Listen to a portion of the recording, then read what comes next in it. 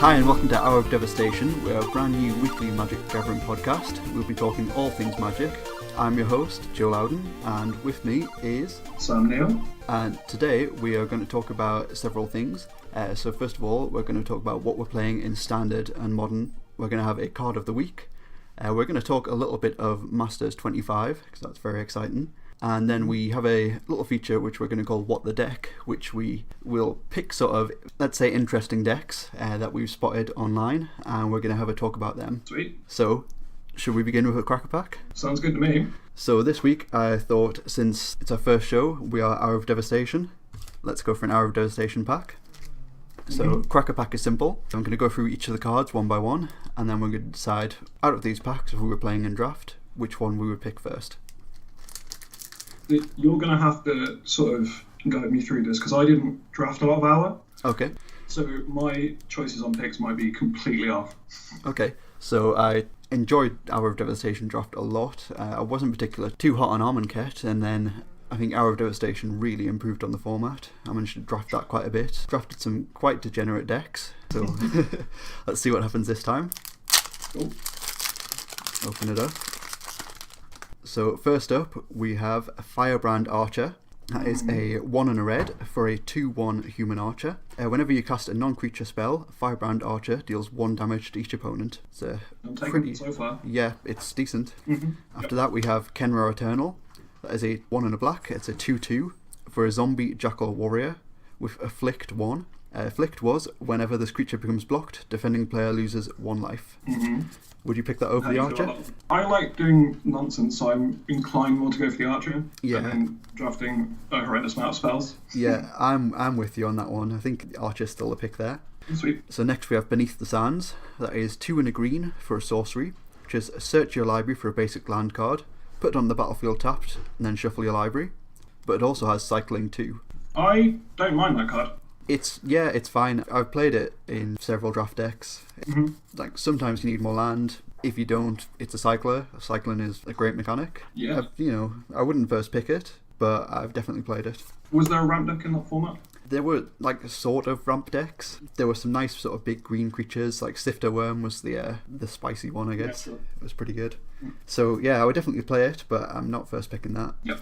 So next up we have Graven Abomination. That is a 3 mana, so 3 generic mana, artifact creature horror. It's a 3/1, and when it attacks, you can exile target card from defending player's graveyard. I'm not sure. No. Again, I've played it if need be, but I don't think I would ever see a scenario where I'm first picking it. I mean, with if your opponent's playing Embalm or Eternalized creatures, even then, I'm just trying to get some credit. Yeah, even then, in Armankhet especially, there were lots of sort of -1/-1 counters going about, so dice did like anything. Does the archer deal damage to creature or player? It's just to each opponent. Oh man. So it doesn't even die to the archer. Okay. It doesn't even target. So yeah, we're not taking this Graven Abomination there. Abomination being the key word. Next up, we've got Striped Riverwinder. A bit of a pauper all-star at the moment. Yeah, I know. So it's 6 colourless, or 6 generic, sorry, and 1 blue. It's for a creature serpent. It's a 5/5. It has hexproof, so it can't be the target of any spells or abilities your opponents control. And it has cycling for 1 blue. I mean, I like this card a lot in pauper. Yeah, It's powerful. Solid, absolutely solid card. I mean, cycling, there was a cycling deck. It's it's possible. I mean, I tried to play this in standard, and it was pretty sweet. Yeah, it's a good card. Whether I would first pick it over the Firebrand Archer, it's still a little unsure. I don't think so. Yeah, I think Archer still has to be the one. So after that, we've got Survivor's Encampment. So that was a land, a desert, and you can tap it to add 1 colourless to your mana pool, or you can tap it and tap an untapped creature you control, add 1 mana of any colour to your mana pool. No, I'm not first picking that. Never, no. No, no way. I don't think I even played it in draft decks. Yeah, it seems bad. Yeah, it wasn't great. So that's a definite no on that one. Yep. The next one is more interesting, definitely. It is a Thorned Moloch. So that is a 2 generic and a red for a 2/2 creature lizard, which has prowess. So whenever you cast a non-creature spell, it gets +1/+1 till end of turn. And it has first strike as long as it's attacking. I like that. Yeah, definitely. I've played it in quite a few Hour of Devastation decks. Pretty much any red deck you play, you'd be happy taking a Thorn Moloch. First pick, Yeah. Again, I'm not so sure. Like, I think it might be slightly better than the Firebrand Archer. Yeah, I think they're both in the same deck. I think you're hoping the Archer wheels on that, right? Yeah, I think that's probably the call. So I think so far we're going with the Thorn Moloch. Mm-hmm. After that, we have another red card. It's a Kenra Scrapper. So that is 2 generic and a red for a Jackal Warrior. That's a 2/3 with Menace, and you can exert it as it attacks. When you do, it gets +2/+0 until end of turn. I'm not sure I like that as much. No, again, I'd be happy to play it in my red deck. You know, it's a 4/3 with Menace for 3 mana. It's that's fine. Get some damage in, but I wouldn't want to first pick it. No. So after that, we have an Aerial Guide. That is 2 generic and a blue for a 2/2 flying Drake. Whenever Aerial Guide attacks, another target attacking creature gains flying until end of turn. Yeah, I did play this card. I've definitely played this card. Yeah, I've played it too. It's fine. It's one of those types of cards that you'll see in most flyer decks. I'd be happy to play it. I don't think I would first pick it though, based on the format. Sure. Like maybe if you had the Sliverblade deck, sure. But that deck's sweet. Yeah, this card's gonna wheel definitely. So okay. Yeah, I wouldn't first pick that. Okay, sure. After that, we've got a card which I'm just gonna say no. We're not first picking this. It's Dutiful Servants. So that is 3 generic and 1 white for a 2/5 zombie. No abilities, nothing fancy, just, we're not playing that. After that, we've got something slightly more interesting. We have Unconventional Tactics. So that's a 2 generic and a white. That is a sorcery. Target creature gains +3/+3 and gains flying until end of turn. And whenever a zombie enters the battlefield under your control, you may pay white. If you do, return Unconventional Tactics from your graveyard to your hand. Okay. I feel like I've seen this card drafted quite a few times, but there was never quite a deck there. Was White Black Zombies a deck in that format? Yeah, it was a thing. Like White Black Zombies was definitely playable, but very rarely did I ever see anyone cast Unconventional Tactics more than once. Okay. So it's playable, but if you're first picking it, you're gonna have to be forcing a deck, and that's not great. I mean, I do that all the time. Yeah, me too. If I've ever drafted a cube and I haven't forced Reanimator, I feel like I failed. So. Yeah, if I'm not pack one picking a blue deck in cube, then is it really cube? Yeah, so that's a note on Unconventional Tactics. Next, we've got a second uncommon there. It's a Dagger of the Worthy. That is an artifact equipment. It's for 2 generic mana. And target creature gets +2/+0 and has Afflict 1. So whenever it becomes blocked, a defending player loses 1 life and it has a equipper cost of 2. I'm not picking this? No. Yeah, again, like, if I had to play it because I had no other option, sure, but yeah, I don't think I'd actively draft it. No, I think I'd rather play Dutiful Servants than that. I think I agree with you on that one. Alright, so we come to our last uncommon now. It is the Eternal of Harsh Truths. So that's a 2 generic and a blue for a creature, Zombie Cleric. It's a 1/3 and it has Afflict 2. So whenever it becomes blocked, defending player loses 2 life. And whenever Eternal of Harsh Truths attacks and isn't blocked, you draw a card. I don't know. Are you picking that? No, I wouldn't pick it. If it had been any other colour, it's been a long time since I've done an Hour of Devastation draft, but I feel like blue wasn't necessarily a powerful colour unless you assembled a proper Drakehaven Cyclone deck, or you had the Sliverblade deck. Eternal of Harsh Truths, sure, we might play it, but we're definitely not first picking it. Sure. So where are we so far on the first pick? First pick, currently the Thorned Moloch, the 3 mana 2/2 with prowess. Okay, so we're just hoping for a Scarab God to blow that out of the water, right? Oh yeah, of course, yeah. Like it's it's going to be Invocation Scarab God. It is. Sweet. Let's get to what's the rare. I'm excited. So the rare it's an Overwhelming Splendor. So that is 6 generic and 2 white for an enchantment. It's an aura and a curse. It has enchant player. Creatures enchanted player controls lose all abilities and have base power and toughness 1/1. Enchanted player can't activate abilities that aren't mana abilities or loyalty abilities. Yeah, I'm taking this. Yeah, it's the pick, definitely. I did find that a lot of the time you might not even get to a point in the game where you could play that in our Devastation draft. Sure. I mean, if you do get to cast it and it resolves, then you're probably winning that game. But we're gonna have to draft a pretty sweet ramp deck to get there. Oh yeah, but I'm all about forcing that. Like forcing a deck where I can resolve humility seems absolutely fine. Oh yeah, absolutely. And yeah, white wasn't too bad a colour. So yeah, I think that's the pick. Sweet. Definitely over the Foam Moloch and the Firebrand Archer, Yep. which were the two playable cards definitely. Sure. I mean, going through that has reminded me that I know literally no cards from Hour of Devastation. Yeah, it's been a while. I played the format quite a lot, and I did enjoy it, but it's been a long time since I've opened one of those. Yeah. Well, you didn't get any value, but No, but hey, it was worth it. So we'll try doing a cracker pack every week on the podcast. Next week we'll do something a little bit more current, I think. I do have some interesting boosters saved for later down the line as well. So we'll see what happens when and if we get there. class. So next, should we talk about what we're playing in Standard currently? So, Yeah. Sam, what are you playing in Standard? I am currently playing a BAM approach deck. Nice. So there have been quite a few of the sort of green-black base Hour of Promise decks going around, and I've seen a few decks that play Hour of Promise, get some lands, and then their top end is some kind of ridiculous bomb. I've seen Zakama in those slots. Okay, yeah. But I am playing a version where you're playing loads of ramp, you're playing Hour of Promise, and your win condition is approaching the second sub. Yeah, it's a good win condition. And if that doesn't work, it says win the game on it. Yeah, it does, yeah. Why wouldn't I play that card? Yeah. If that doesn't work, you can make zombies from Hour of Promise because you're running a crap load of deserts, and then you're also playing 4 Ipni rivulets. Yep, so you can help the approach the second turn after you've cast it. Yeah, or you can just mill your opponent out.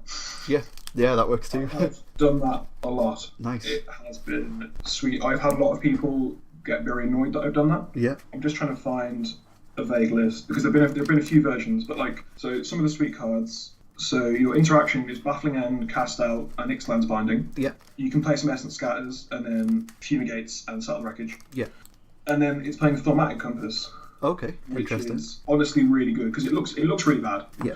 Because it's a 2-mana artifact, and you pay 3, tap it to search for a basic and put it in your hand.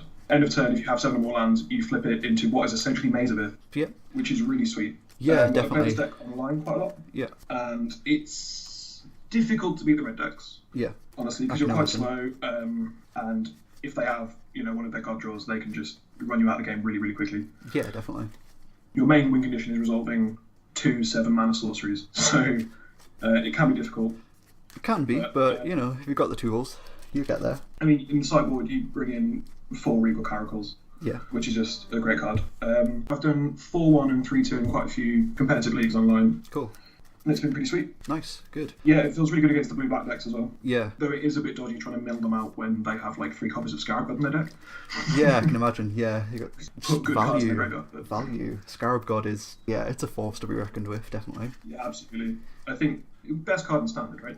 Probably, yeah. I think there's a couple that would be in contention, but yeah, it just is. It's such a threat. Like when it comes down, you have to deal with it. In a lot of cases, when you do deal with it, they just get it back into their hand at the end of turn anyway. Yep. It's a great card, really good card. This is why I like this band deck, because you're playing Cast Out and Ixalan's Binding, Yeah, which are pretty hard answers because, naturalize effects are pretty much non-existent. yeah, sure. And the blue-black deck has, outside of countering it, has a lot of difficulty dealing with those cards. Yeah, definitely. So, are you playing a Scarab God deck in Standard at the moment? I am not. We both just identified it as the best card. Yeah. Neither of us. Yeah, I don't know. I think I would be if I owned any Scarab Gods. So I think that's the big problem. I kind of don't want to buy into Scarab Gods when it will rotate and then I can't play it anymore. So I am. I mean, Dropped a lot of value into a foil one for my commander deck. yeah, that's fair. But I already have a foil locust card for my commander, so That's I'm sweet, happy. that's I'm happy. So yeah, I'm playing blue-white approach in Standard because you're quite right. The card says win the game on it. Exactly. It's fantastic. So I'm kind of playing just a very mostly generic, very control-y list. I'm running there's 4 copies of Censor in there. There's 4 copies of Disallow, 2 Essence Scatters main board. I do have a lot of creature decks sort of locally. A couple of Search for Azcanta, Supreme Will, Cast Out. All your card draws. So I've got Glimmer of Genius in there. Yeah, Fumigates. I've got Settle the Wreckage. But my sort of spicy one-off I'm running is a Cataclysmic Gearhulk. I'm still not sold on that card. It has been it's been absolutely fantastic for me. In some matches, you really, really just do not want it, so it's very easy to sideboard out. The matches where you do want it, it's just great. It just wins you the game. Locally we have quite a few sort of tokens decks, and there's a mono black aggro deck that's popped up recently as well. It's nothing sweeter than going, turn 5 Cataclysmic Gearhook, wrath your board, wrath your board, kill all of your your little 2/2s and 2/3s and Gearhook. Sure, I'm sure you can. I'm sure you can convince me. They're I wouldn't recommend I wouldn't recommend taking it to a GP, but at a local level, if you're going to be playing against creature decks, then I think it's fine. So you'd recommend playing fun cards? Oh yeah, definitely, yeah. Oh yeah, I can get behind that. Always. And then my sideboard's just, again, it's nothing special. We've got 3 copies of Negate in there. We've got Guardian of the Trials. There's 2 Settle the Wreckage. I've got 2 Regal Caracal, and I'm playing only 2. Only 2, yeah, because I'm playing. I'm playing 2 Spell Pierce and 1 Nezahal on my sideboard as well. Ooh, okay. So I'm going very control-y. Sure. So I have Carnage Tyrants in that sort of Nezahal slot. Okay, cool. Yeah, that's a pretty difficult card to deal with as well. Yeah, and the deck, because obviously it's playing lots of deserts, you can play Haship Oasis. Yeah, okay, yeah. Just hitting for 10 with the Carnage Tyrant's great. Yeah. As far as deserts go, I'm only playing 2 of the Ipnu Rivulet. Oh, okay. I found that I don't necessarily need more. I'm not really milling my opponent much, and only playing 2 deserts. It's not worth sacrificing your 2 deserts for your 8 cards, but. Sometimes it helps get there with the approach. Right. Well, I think before this format rotates out, your goal has to be play an incredibly grindy matchup mirror, like a control mirror, where you nearly draw all your cards and then mill your opponent for the last 8 with your rivulets. Yeah, that's got to be a thing, I think. I'm also playing the Pull From Tomorrow. Does Pull From Tomorrow target, or is it draw? It's just draw X cards, isn't it? Yeah, no, draw X cards and discard a card. Yeah, that's a shame. Oh man, yeah, that would have been sweet. Yeah, you could just mill your draw for like 12 and then mill your opponent out. No, man. But, maybe. You just have to play the deck properly instead. Yeah. So, other formats, eh? Are you playing any other formats at the moment? I'm, Commander always, but I'm playing Modern at the moment, but like everyone else, I'm sort of struggling to find my feet on what I want to play. Yeah. So, given the last unban announcement. Yeah, that was a thing. Yeah, that was an exciting time. So it happened about 4 p.m. in the UK. An hour before that, I was just finishing up work, and then I thought, oh man, what if Blood Braid Elf gets unbanned? I better buy a set. So I picked up a set from Magic Card Market for I think it was like €6 all in. Yeah. That's pretty good. And then an hour later, it was unbanned. Yeah. So that was good. And then another card was unbanned, Jace the Mind Sculptor. Yeah, that's a card. I think you didn't seem particularly happy about that unban. No. Personally, I thought the format was fine where it was. Yeah, my issue with sort of unbannings like that, kind of, if the format looked to be in a very healthy place, there was a lot of diversity there. Doesn't always necessarily indicate health, but I think it was a good contributing factor to the health of the format in that case. There was a lot of diversity. We saw Lantern Control won the Pro Tour, which personally I thought was great. Then I also, as someone who doesn't like playing against Lantern that much, enjoyed the fact that it won. Yeah, no, it was great. We had 7 different decks in the top 8. Fantastic. Then like the weekend after that, Boggles won a GP. Like all sorts of exciting times. I think that's still happening. It probably is. I just worry Jace in particular. The card might not necessarily be as broken as everybody thinks it might be. Yeah. But because everybody thinks it might be broken, that in itself is a bit of a problem. I think, because obviously when it's first announced, my initial reaction was, oh god. Yeah. Because everyone has a memory of that card from Standard when it was completely busted, and we know it from Legacy, where it's pretty good and one of the best cards in the format. Yeah, I mean, yeah, you pitch it to Force of Will. It's it's decent. Exactly, that's the best use of that card. Yeah. But I think before we actually saw it in action, people were panicking. And I can't remember who it was, but on Twitter, someone ran a poll where they asked people what they thought Jason Mind Sculptor was going to do. Yeah. And the option that was sort of busted, going to get rebanned, was far and away just as it got announced. And then they've sort of redone the poll a month. It's not been a month, but they've run the poll now that it's been banned. People play with it. It's put up some results in some online tournaments and stuff. and people now just think it's a role player. They don't even think it's like the best card in the format. Yeah, I think that's when. I agree. Yeah, I think that's where my concerns sort of lay initially. To be honest, I think it's because of the history in of the card, and it's the the boogeyman of Magic the Gathering. I was worried about it. Its bark is worse than its bite, really, and its bark is pretty loud. So I think rather than the card itself necessarily being busted, I was worried more about the state of the format. If we would see more of a shift towards sort of Jace decks and more sort of blue control decks, which might not necessarily be a bad thing, but there was the fear there of, well, if more people are going to switch to play that, are we just going to see the sort of faster decks, the more degenerate decks? We're going to see the rise of Storm, we're going to see a rise of Affinity. Are people going to try and bring Infect back and make that a thing to try to end the game before Jace can resolve? That was my plan initially. Yeah, so that I think that was the thing I was sort of worried about, that we might see that. Yeah, I don't think that's played out. No, I don't think it is yet necessarily. It hasn't been that long since the unbanning. There have been quite a few sort of Magic Online deck lists posted that we've seen a lot of copies of Jace pop up. Yeah. But I don't really know how representative that is of the format as a whole, and how that will affect sort of your larger tournaments, GPs, for example. Yeah, so I think we haven't had, because normally the go-to outside of GPs is like SCG Opens. Yeah, for sure. Stuff like that, and we haven't had. I mean, correct me if I'm wrong, but we haven't had any of those yet, right? There's one going on currently. That's the Legacy Open? There's a Legacy Open. I think they've got a modern challenge on as well. Oh, a Modern Classic. Yeah, Modern Classic. So it's it's not your GP level tournament, but it's a larger event. I think I saw a tweet from someone playing in it who said there were 400 people in the Classic. Okay. I think people just want to play Modern, right? Yeah, I think so. I mean, I certainly do. So yeah, back to what I'm playing in Modern. Yeah, sure. So previously, before the ban announcement, I had a panic. It was like, I think the list of the reasonable bans I thought was Bloodbraid Elf. I think at the time I thought that card was absolutely fine. Yeah, I agree. I thought exactly the same as well. I thought, hey, Bloodbraid Elf is probably fine. It hasn't got Deathrite Shaman. Mm-hmm. Sure, it might be able to cascade into Colligan's Command or Liliana the Veil, but less people playing Tarmogoyf. Bloodbraid's fine. It's going to be fine. Yeah, I think I might have changed my mind now. I agree, 100%. I'll come back to that in a bit.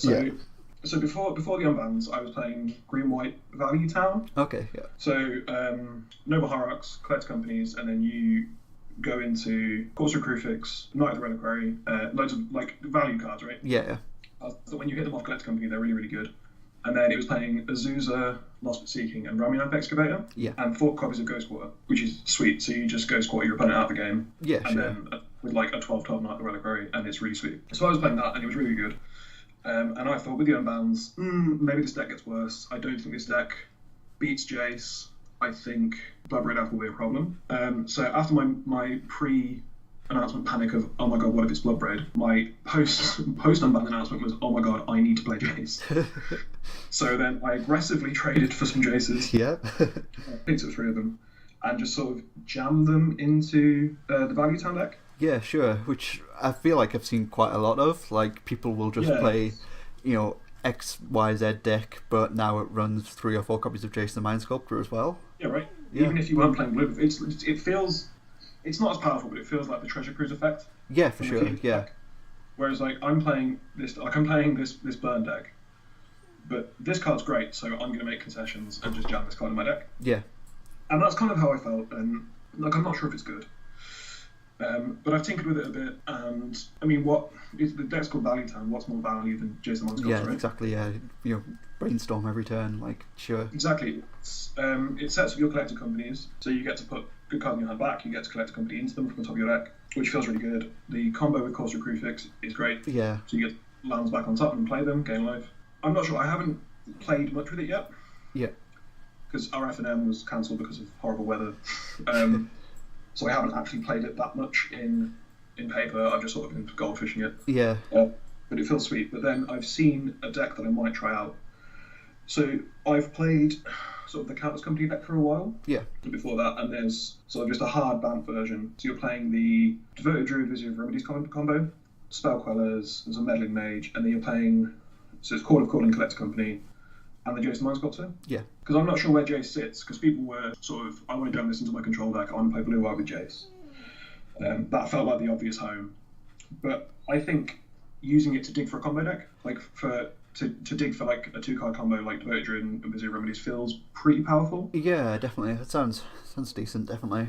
And then it can just take over the game by itself, because you cast it on turn 3 with Noble Hierarch or Birds of Paradise. Yeah. You can present some reasonable threats, so like you can cast turn 2 Kitchen Finks, protect your Jace, then resolve it. Yeah. So that feels pretty sweet. So I'm interested in something like that at the moment. Yeah, I think that's the thing with Jace. I wouldn't quite go as far as saying the card's broken, but it's definitely a lot better than a good card. Like you don't just resolve a Jace and win the game on the spot, but it will do a lot of work to, help you win the game. Yeah, I've absolutely found that, because I've played a few games like play testing and stuff, and I've just sort of gone turn 3 Jace and thought, okay, I'm going to win the game from here. Yeah. Yeah, if they don't have an answer to it, then... Yeah. But then sometimes it's not hard for people to have an answer to it, and I mean, I have a lot of burn players run by me, and it's pretty bad. It's pretty bad. Yeah. And you brainstorm trying to find some value, and then just bolt it, and okay, great, I didn't do anything. I think that was the thing with unbanning Bloodbraid Elf at the same time with Jace. It gave you that answer to Jace the Mind Sculptor as well. Yeah, but I mean, that card by itself, even outside of Jace, is... Yeah. Okay, so... If we can talk about that after you discuss what you're playing in Modern? Yeah, sure. So Bloodbraid Elf has definitely had a bit of an impact, I would say, on my deck of choice. Sure. So I play Lantern Control in Modern. Yep. That is a deck that I have played for quite a while now. I've sort of watched it grow over the years, and I love the deck. I just absolutely love the deck. I unapologetically love it. It's a pile of mythics and a pile of uncommons that probably should have never seen each other, and it just comes together in this just beautiful, well-oiled machine. It's great. That being said, Bloodbraid Elf that gets unbanned. Obviously, a lot more people are going to play Jund now. Yeah. And Colligan's Command is a card. Yeah, I like resolving that card against Lantern Control. It feels really good. Yeah, just so. Because of that, I find Lantern Control is in a much worse position now. Sure, because we all thought, I think there was a lot of discussion saying that Jace the Mind Sculptor made that matchup so much worse. But I'm not quite sure possibly. it's necessarily true. No. Sorry? Yeah, I don't think that is necessarily true. Like Jace, I didn't think was a problem. So I'm in quite a sort of large Lantern Control group on Facebook, and there's a couple of pro players in there, and players who've been playing and testing the deck for years. And the vast majority of people seem to decide that, well, quite quickly decided that Jace isn't a problem. Like it's just you're playing Pithing Needle mainboard anyway. It's just another target for that. Sure, you're just playing extra Pithing Needle and it's fine. Yeah, definitely. So, but Bloodbraid bringing along Colligan's Command and stuff is worse. Yeah, definitely. Like more people playing Jund, more reasons for them to be, playing red, playing green. So you got your Colligan's Command from your Bloodbraid Elf already. And then you also got Ancient Grudge as well. Like you can play that again. You play from your graveyard as well, right? You can. Yeah. That makes it bad to mill it with Codex Shredder. Yeah. So it's I feel like Lantern is in a far worse place than it was before the unbannings. Okay, well, I feel like that will probably make a lot of people happy. Yeah, I know. I agree 100%. As long as Bloodbraid Elf is unbanned in Modern, I can't see Lantern Control ever winning another Pro Tour, which seems quite it's quite a hot take, I guess. But sure, I guess nobody predicted it would ever win a Pro Tour in the first place, did they?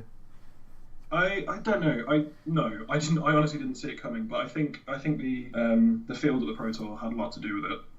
Yeah. And I think I can't. So I know that you like playing Lantern Control. Yeah. But I can't see taking that to a GP and playing 15 rounds against all manner of players. And I think that's a lot of discussion with is like the thing with the Pro Tour with the Lantern Control players was that they knew when they were dead. Yeah, definitely. I think would be locked out. Yeah, absolutely. Like that final game, like Jerry Thompson. Jerry Thompson is such a good Magic player, and absolutely he's played against the matchup. He knows the matchup well enough to know. Well, there's nothing I can do here. I'm going to concede. Save us both some time. Save us both some some pain. Let's just do it. I feel like if the vast majority of players aren't either going to know or they're not going to want to concede in a position where it might just be the best thing for them to do. Yeah, because I mean, I'm definitely guilty of this, where I've just continued playing against Lantern, up until time, just because I'm not sure my actual percentage to win. Yeah, so my real percentage to win is probably 0.5%, and I should just concede and just move on with my life. One of the, I feel like it's one of the things you learn quite early on in the Magic is to always play your outs. Yeah, exactly, and I'm not sure if that should really apply. I think that might. I don't think it's a conversation to have anymore because, like you said, I think Lantern is much worse. Yeah. Oh yeah. And I don't think we'll see as much of it at GPs or PPTQs or anything like that. But yeah, I think for sure. It's one of the concerns for me wasn't necessarily the Lantern players taking everything to time. It was people not knowing the deck, not knowing how it worked, not knowing when it was time for them to concede. Yeah, definitely. I think that was part of the problem. Something I agree with fully there. Mm-hmm. It's kind of like the opposite of the Miracles problem in Legacy, really, where one person's taking considerably more time than the other on their turn. Yeah. But how you can't really easily resolve that issue except to just ban Sensei's Divine on top. Yeah, and I think that was sort of my feeling. Well, obviously before the format's changed and everything, I think that was my thought, was that there might be a ban, not for power level, but because these decks might go to time. But I think that was mainly on the opponent, not on the person piloting the Lantern deck. Yeah, for sure. Which again is not something you can necessarily, you can't really police that, can you? No, exactly. But I don't think that's a problem. I think you can probably still spike some PPTQs with Lantern deck and still enjoy playing it. But I'm not sure I'd be comfortable taking it to a GP. No, but anything can happen. Boggles won a GP. Yeah, that deck's really good, man. Yeah, so they say. I mean, you can't bounce it with Jace. Yeah. It blocks Bloodbraid off all day. Yeah, maybe this is it then. Maybe rather than the domination of Jace and Bloodbraid Elf decks, we have a similar Boggles instead. It's no time for Boggles. Yeah. Because I mean, some of those decks were playing main deck Leyline of Sanctity, and that's just gas. Yeah, that's a great card. Oh man, it's so good. What does Colligan's Command do against Leyline of Sanctity? Yeah. And a hexproof creature. So I guess you just do damage to yourself and make your Death Shadow bigger. Sure, yeah. And then they just jump it with their 2020 life linking first strike. Bobby guy. It's just sure. I don't know.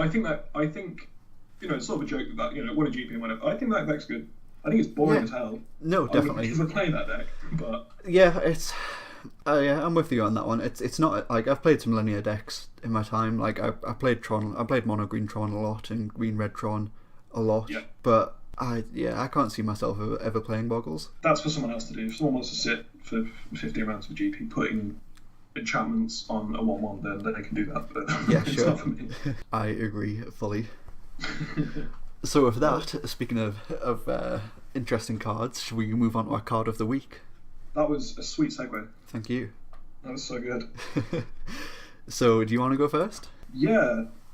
So my card of the week is Imperial Recruiter. Ah, that is a card. I wonder why that one is your card of the week. Because it's just been announced as a reprint in Masters 25. Yeah. And I mean, it's a sweet card. I like that card a lot. I think I've resolved it about twice. Yeah, I mean, I've never resolved a paper copy, but plenty on Magic Online. Like, I've resolved. Go fetch yourself a Deceiver Exarch or a Pestomite. Like, yeah. Yeah, exactly. That card's sweet. Yeah. I've resolved a proxy paper copy. Does that count? No. Proxies aren't Magic cards. Sure. If someone's cube, they were expensive. Yeah. And that leads me to my point. I think that card is about to tank in price. I agree completely. I think it's going to be a case of the mana drain effect, really. Yeah, what price is mana drain sitting at now? Unsure currently. Let's look it up. Yeah. So obviously there is a big price difference between the original Legends printing and the reprint. Mm-hmm. Given that the Legends printing is legal in old school and sees a decent amount of play there. Oh, okay, cool, sure. Yeah, I didn't think about that. Yeah, so you've got, just having a look at Magic Card Market, you've got your Mana Drain you can purchase from €34.50 for a near mint copy. That's very... Okay, it's not a lot of money. That's a decent amount of money, right? But that's yeah. affordable. But if you compare that to the price of the Legends printing, which for a near mint copy, we're looking at €114. Yeah. So it's like 3 times the price, pretty much. Sure. So yeah, I think Imperial Recruit is going to have the same thing because, I mean, the first thing is specifically with Masters 25, like Magic players are never happy with reprint sets. Yeah, I mean, Like, it's yeah, just the thing. 50% of them are happy, 50% of them are unhappy. It's, Yeah. you know, And I think disregarding Iconic Masters, that's, you know, usually the case. yeah, and I think I don't think anyone wanted Imperial Recruits to be reprinted. It's not.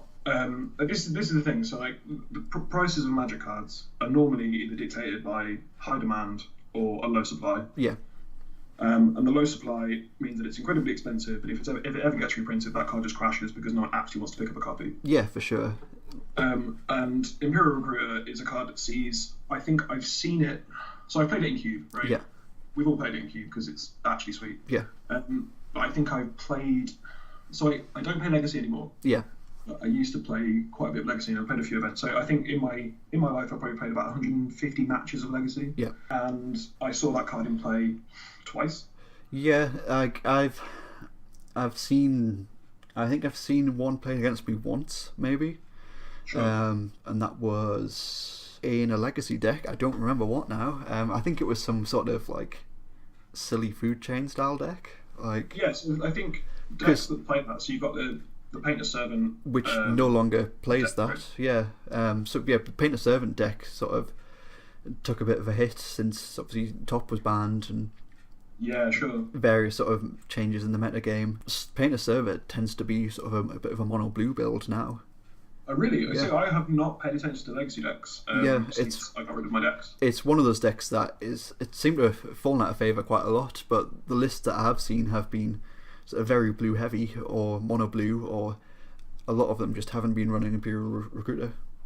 Wow. Okay. Well, yeah, I don't see the need to now, I suppose. Yeah. And I think part of that, I think genuinely, this is one of the, even at like top level competitive play, people weren't playing this card because it had a ridiculous price tag. Yeah, quite probably. And that wasn't because loads of people wanted it. It was because with Portal 3 Kingdoms and a Judge printing, like that card basically doesn't exist, right? Yeah, pretty much. But now I think that card. So I normally check prices on Star City Games. I know it's probably not the best place, but they currently have the pre-order sitting at $75 for Masters 25 Imperial Recruiter. Yeah. And I think the floor on this card is probably about 20. Yeah, I think I'd agree with you. Well, I think if you're talking dollars, I think we're going to see more than $20. But I think £20 is probably the floor, to be honest. Because I mean, no one wants this. So like, it was played in Allure Index. Yeah. But people have. So there's the other one, which is Recruiter of the Guard. Yeah, from Conspiracy Take the Crown. Yeah. So like that card's because it turns out Allure Index just wanted white anyway. Yeah. So why not just play the white version? Yeah, exactly. It's do I want to get this $200 card or this $20 card? Exactly. Yeah. Makes sense. So yeah, I this card. I think I've seen a lot of people get angry that it's been reprinted. I've seen a lot of people think it's really cool, and I think it's cool because it's. So this set's basically Iconic Masters, right? Yeah. Well, You I don't know. I feel quite differently about that. Right. If I had to compare it to anything, I'd say it feels more like an Eternal Masters 2 than Iconic Masters. I think where you have sort of one or two high end mythics in there. Mm-hmm. Some of your rares, I'd say most of your rares are decent, to be honest. Most of the rares are okay. Yeah. But you do have some of that value in the commons and uncommon slot. Whereas Sure. I feel Iconic Masters was, it's mana drain or bust, really. See, I think my point with the Iconic Masters comparison was just going to be a really bad joke. Fair enough. So this is Iconic Masters because we just ignore Iconic Masters existed, right? Because it was so low impact, Yeah. low value. And this feels more like because they've put the watermarks on the cards. Yeah. It feels really sweet.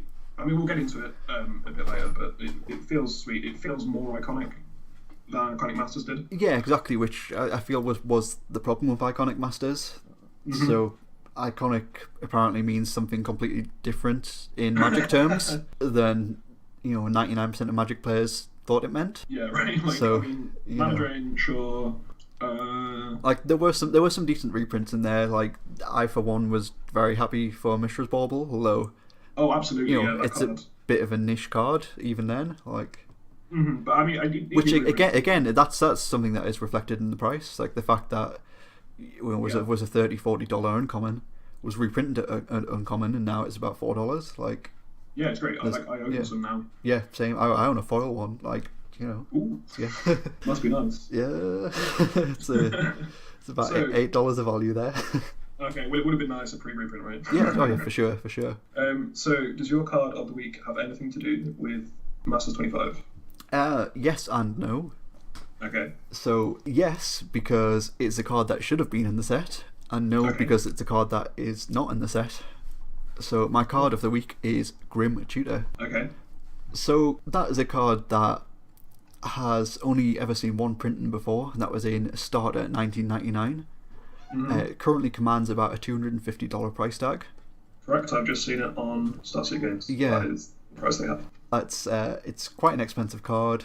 That is one of those cards that I feel there might not necessarily be the demand there, like Imperial Recruiter, like Mana Drain, like some other things. But if you're doing a special 25-year anniversary master set with Yep. at least one card from every set, why not just go all out? Like that's I think that's my issue with the set. Like it's fine for a master set, but if it's meant to be this big 25-year celebration, why not go all out? Why not have why not just have all of the expensive cards in there? Where's Imperial Seal? Where's Grim Tutor? Where's Demonic Tutor for that matter? Why can't we have Noble Hierarch at rare? Why isn't there another Planeswalker? Why We have exactly why we can't have Noble Hierarch at rare, yeah because I invested in a set of foil Modern Masters 2 copies. yeah. Watsy knew that and didn't want me to lose loads and loads of value, so they did me a solid, right? Oh, that's fair enough. I mean, I'm just getting a Drudge promo or whatever the promo is. it's GP? the RPTQ promo, RPTQ, sure. which Oh, it's great, but you find that promos don't really do anything to get the cards into circulation. No, not Which really. Wizards of the Coast state is one of the goals of these master sets. Sure. And I feel like it is going to be a limited set still. Although it will appear in big box stores in America, such as Target and Walmart. Will it Yes. be in Tesco? No, it will not be in Tesco. Okay. which I guess is a shame for those of us with club card points. Exactly. Yeah. That's where I do my shop. I might as well pick up some sweet Jason Mind Sculptors when I'm picking up bananas, right? Yeah, for sure. But yeah, I feel like cards like Noble Hierarch, like cards like Chalice of the Void, which is in there as a mythic. Yeah, they might be reprinting them, but the demand is there for those cards. Those cards absolutely will retain, they will retain their value. Like look at Snapcaster Mage, look at Liliana of the Veil, like they've held pretty solidly.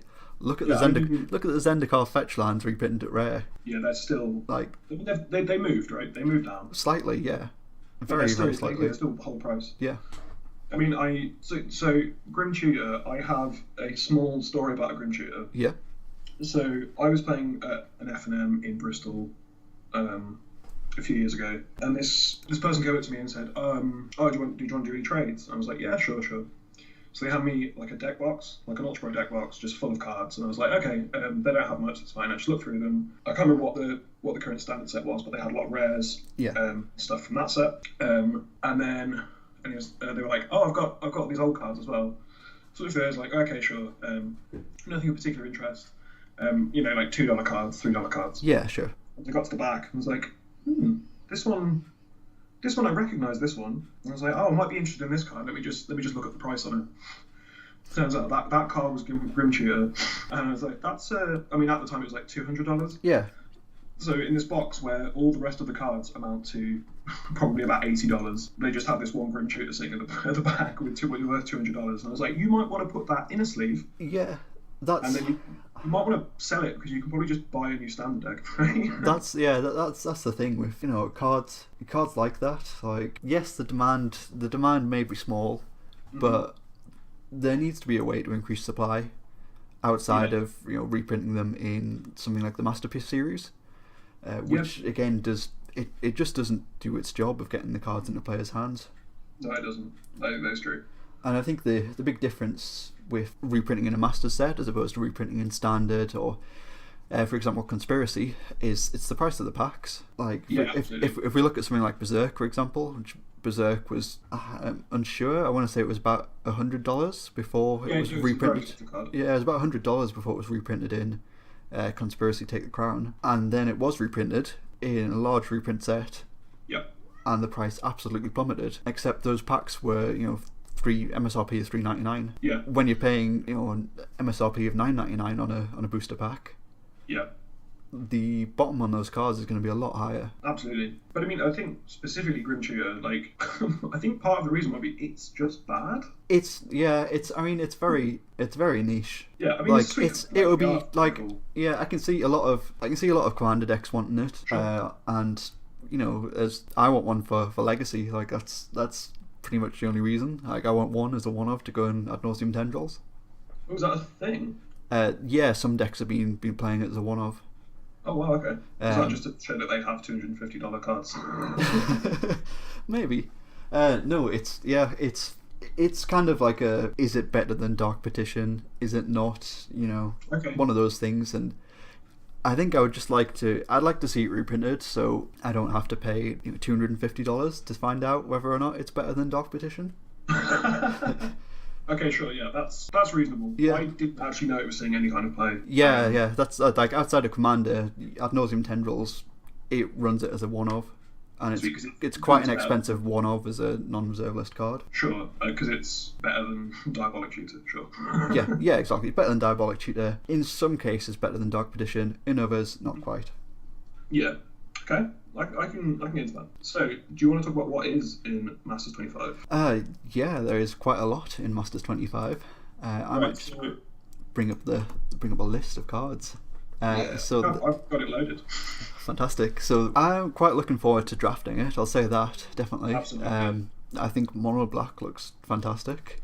Yeah, the cards are great. Yeah, I'm very happy that I can just pick up copies of Dark Ritual and go off on turn 3, play some a full board of black creatures. Yeah, you just cast over dark rituals and then cast a Blood Hunt about, right? Yeah, why not? Feels great. So how do you just looking at the spoiler? How do you feel about this set? Just like a sort of gut reaction.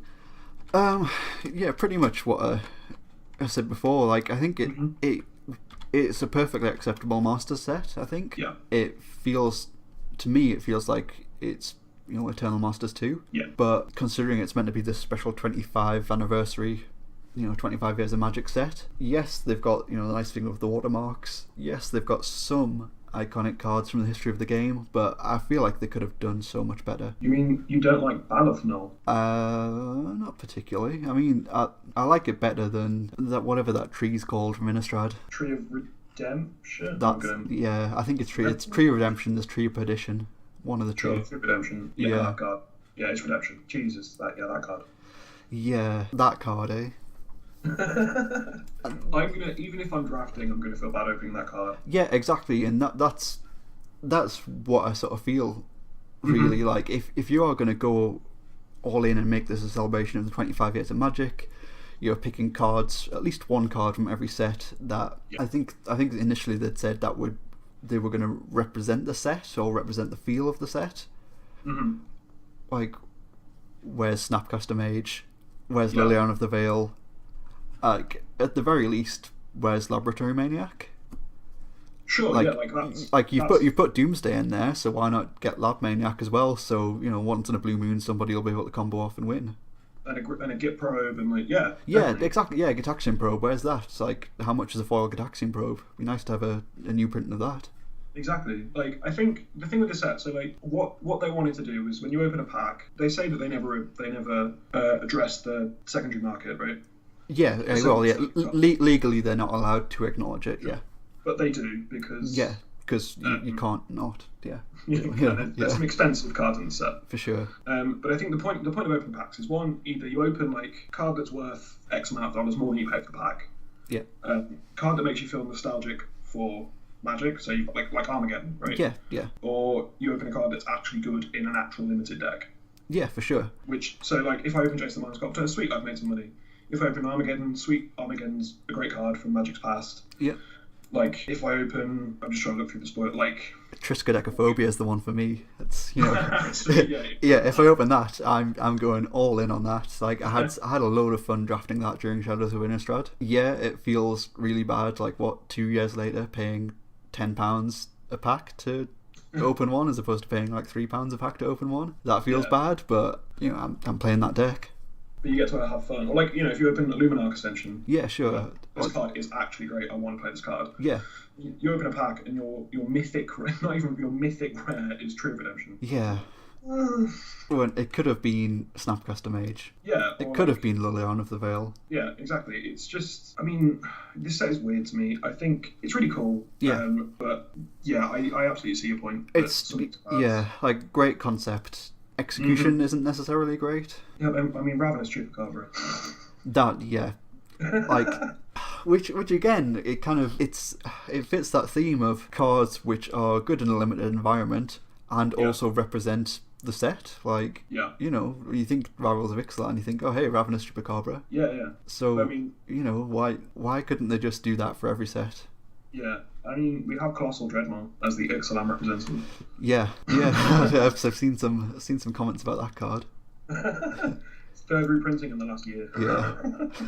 It's so good. It's just a bit of a strange set. Like, yeah, I'm excited to play it. I don't think I'll play many drafts because for me it's expensive. Yeah, I think that's the issue with it. It's too expensive for what it is, to be honest. Absolutely. If they had, you know, if they'd gone all out, then yeah, sure, you know, I'll draft it till the cows come home. But yeah, I don't want to be opening up like Rurik Thar.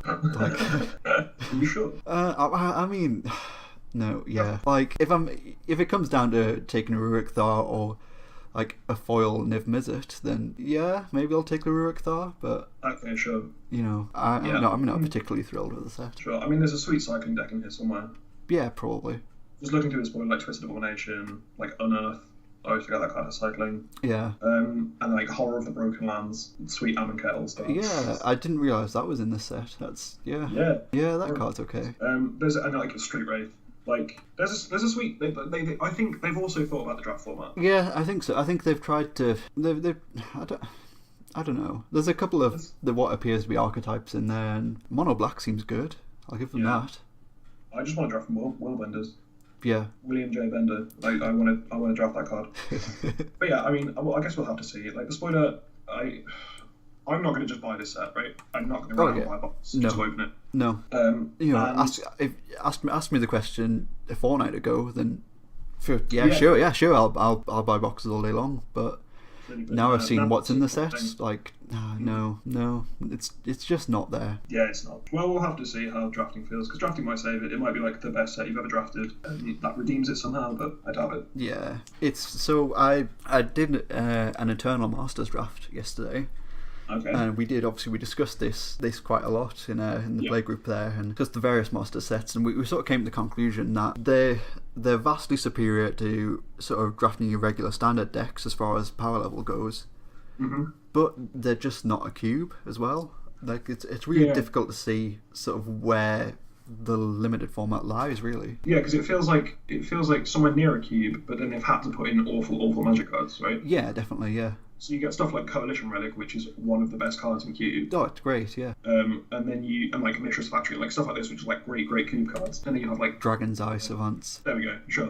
Like, everyone's putting that in their cube, so you're drafting all this power, like these powerful cards, like Vindicate, and then you're just drafting Genji of the Spires, like just cards that you don't want to play. But they've reprinted Fibblethub, so yeah, they have. That card's terrible. Like Totally Lost is terrible, but yeah, that's it. I mean, if they're going for iconic bits of Masters history, then Magic's history, then yeah, sure, they've got that in there, but where are the Beebles? Where are the Beebles? Yeah, where are the Beebles? I think that's a great place to leave that discussion. For sure. Right, so next segment is What the Deck? What the Deck? And I found a good one. Yep. Let me see that good one. I'm just opening it up now. So this is Mono Black Aggro. Mono Black Aggro by Patrick Casey. This was the SEG Modern IQ from New Holland. And it came fourth from the looks of it. Yeah, like actually did well. Yeah. This isn't just a random deck I pulled off Tap Tap. This deck is... So, yeah. Do you want to run me through the deck? Sure, so we have 4 Bloodsoaked Champion. Yep. 1 Deadeye Tracker. Yeah. 4 Night Market Lookout. This is a modern deck, yeah? Yes, this is modern playing Night Market Lookout. Yeah. 2 Thrall Parasite. Yeah, just looking up that card now. That is a 1 black for a 1/1 with Extort. Yeah. So when you cast a spell, you can pay white or black, and each opponent loses 1 life, and you gain that much life. Yep. And you can tap it, pay 2 life, combo with Extort, and remove a counter from a target non-land permanent. Why is this? Anyway, I mean, you know, hey, they might kill a Jace the Mind Sculptor, you know. Right, so carrying on with the deck before we completely destroy it. 4 Gifted Aetherborn. Yeah. 4 Painseer. Yeah. Because Dark Confidant is an expensive card. Yeah, sure. Stronggold Crusader, which is 2 black for a 2/1 with protection from white. Yeah. Pay 1 black, Yeah. it gains flying until end of turn. Okay. Pay 2 black, and it gets fire breathing. Is that fire breathing with +1/+0? Sort of, yeah. Fire breathing is pay 1 mana or pay 1 red to get +1/+0, but this one you have to play 2. Yeah, I mean the art is incredible. Yeah, like Vulcan Bargo did a great job on the art on the card. Really nice. Like, but as a magic card, yeah. I mean, they're $2 a piece apparently. So yeah. maybe we're wrong. Maybe. Then right, so in the spells we have 4 Fatal Push. Yeah. Sure. 2 Inquisitions, 4 Thoughtseize. Yeah. 1 Member. Like that's great. That sounds like a modern deck. Yeah. Then we have some artifacts. Yeah. Your favorite card of all time, 4 Smuggler's Copter. Wow. And then the better vehicle, or the more legal vehicle, yeah. 8 Sphere Harvesters. Okay. We're not messing about with the lands. 19 Swamps. 19 Swamps in modern. Yep. Yeah. The sideboard looks, oh god, 1 Duress. Okay. 3 Nihil Spell Bombs. Yeah. 1 Skullduggery. Skullduggery in modern. That's from Ixalan. That is, yeah. 1 black instant. Until end of turn, target creature you control gets +1/+1, and target creature an opponent controls gets -1/-1. It seems. Cruel Edicts. Yeah, that's fair enough. It gets around hexproof. You can't play 5 copies of Fatal Push. That is true. So you played the Dismember, and then you played 2 Cruel Edicts. Sure. Yeah, why not? And then we have 3 Scrap-Heap Scourgers. In modern, yeah. Yeah, because people block your creatures. Yeah. 1 Transgress the Mind. Yeah. Okay, because just play 2 Duresses, right? I mean, maybe. Duress doesn't get Emrakul the Aeon's Torn. Primeval Titan. I guess sure. Primeval Titan. That's fair. Yeah. Right. 1 Liliana of the Veil. Okay. Yeah. See where the budget went. Yeah. The price of this card is nearly half of the deck. Yep. 1 Liliana of the Veil. And then 3 Rain of Tears. I like that card. That's fine. Yeah, Rain of Tears seems decent, and to be honest, before looking at this, I didn't even realise that card was legal in modern. Yeah, 10th edition. Yeah. But I mean, so this deck. What the deck, right? What the deck, exactly. Like, how did this come forth at an IQ? Like an actual tournament where actual Magic players go to play actual Magic. I'm looking at the rest of the deck list from this, just to see what the field is competing in. Yeah, I've got the list of the field here, or at least the top 8 here. We've got in 8th we've got a Jund.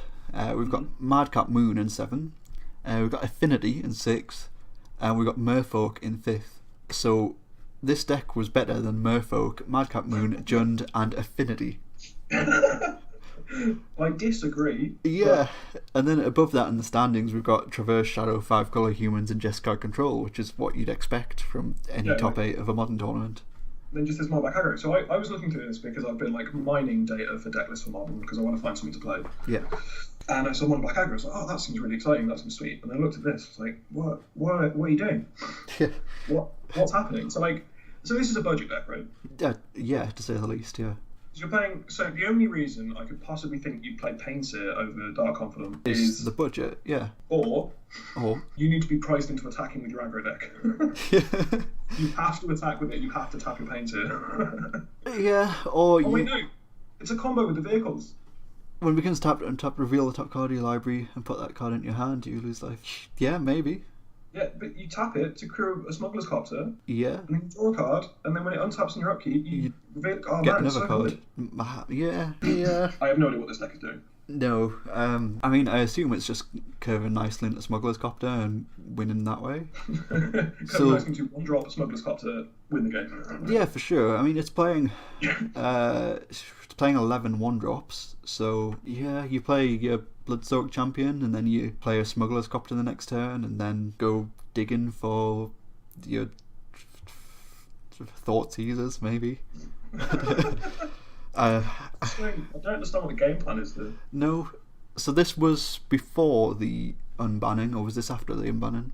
25th of February, so this is after. This is after the unbanning, so... Yeah, this is... I believe... hang on. I don't want to look like an idiot. I believe so. Yeah, when you look at the deck that came first was playing 3 copies of Jason Mind Sculptor, so... Sure. This is post-unban. So, post-unban. I mean, this isn't like hot tech to beat Bloodbraid Elf and Jace, right? I mean, I feel like it would do fairly badly against Bloodbraid Elf, especially if they're running those Colgan's Command and Ancient Grudges that we talked about earlier. Yeah, it's running... XPs. Yeah, it's like 7 artifacts. Oh, wait, no. Gifted Aetherborn is a 2/3. Yeah, it's a 2/3, but... And then everything else is an X1 or an X2. Yeah, and then you've got your 7 artifacts on top of that. Man, it's just great. I just love this deck. Yeah, no, like absolutely. Congratulations to Patrick Casey for absolutely taking it the top 4 for Modern IQ. Like, props. It's great. It's better than I've yeah, done. yeah, hands down here. Definitely better than I've done. Although segueing nicely into our end step from there.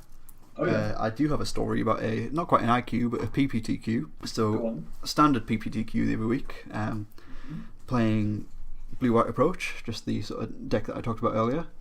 Were you playing Cataclysmic Gearhulk? I was. That was my.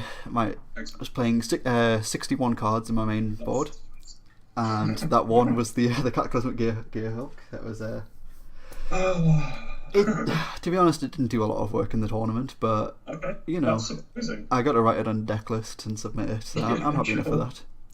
So we're playing for the top 8 position. I'm on a... Oh no, sorry, it was the round before that, so I needed to win to be able to ID in the next round to get myself into top 8. Yep. So my opponent is also playing Blue-White Approach to the Second Sun.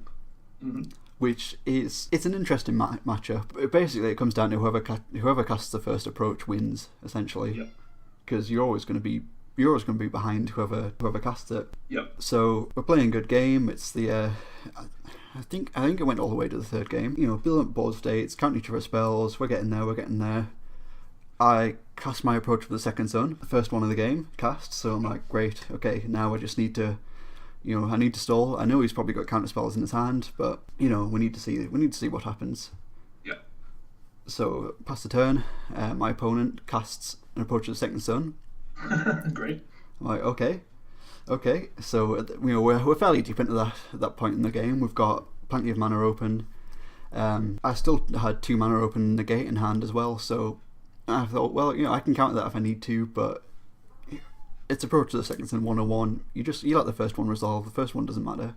Yeah, the second one you got to counter. Yeah. So that happens. He casts that, and then he activates his Field of Ruin. Taps out to activate his Field of Ruin to destroy my Azcanta, which is fair enough. This after it's resolved. So this is after it's resolved. Yeah. So.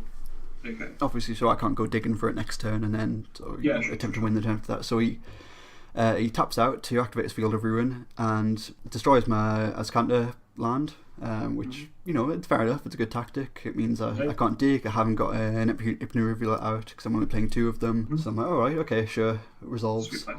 I go and fetch an Islander, hand my deck to my opponent to shuffle, shuffles it, hands it back to me. He's all tapped out, and I draw an approach with the Second Sun off the top. That's great. It was absolutely sweet, and that won me the round. So that put you in top 8. Essentially that put me in a top 8. Straight luck completely. It was that's why you put cards in your deck that say win the game, right? Yeah, absolutely. So that's me. Yeah. That was my end step story for this week. Do you have one? I have one that's slightly similar. Okay. It's just an F level story, but I'm playing my Bandit approach deck. Yeah. Right. Normally you're the first one to cast the approach because you're ramping, right? So Yeah. you have 7 mana before turn 7. Sure. So I'm playing against like traditional blue white, like similar to your list. Yeah. I imagine better because it's not playing Gearhulk, but Some would say worse. I would not be one of those people. So my opponent goes turn 7, cast approach the second turn. Yeah. Tapping out, and I go, yeah, sure. And then I go cast approach the second turn, and pass. And just go, well, okay. So we both cast them. We just get them out of the way, and then we can continue playing a game, and we can fight over these approaches. Yeah, for sure. And then my opponent casts approach the second turn. And I go, oh dear. Oh. And then I then reveal to my opponent that I have a copy of approach the second turn in my hand. Oh no. That I was about to cast that next turn to win the game. So I Oh. just go approach, show you an approach.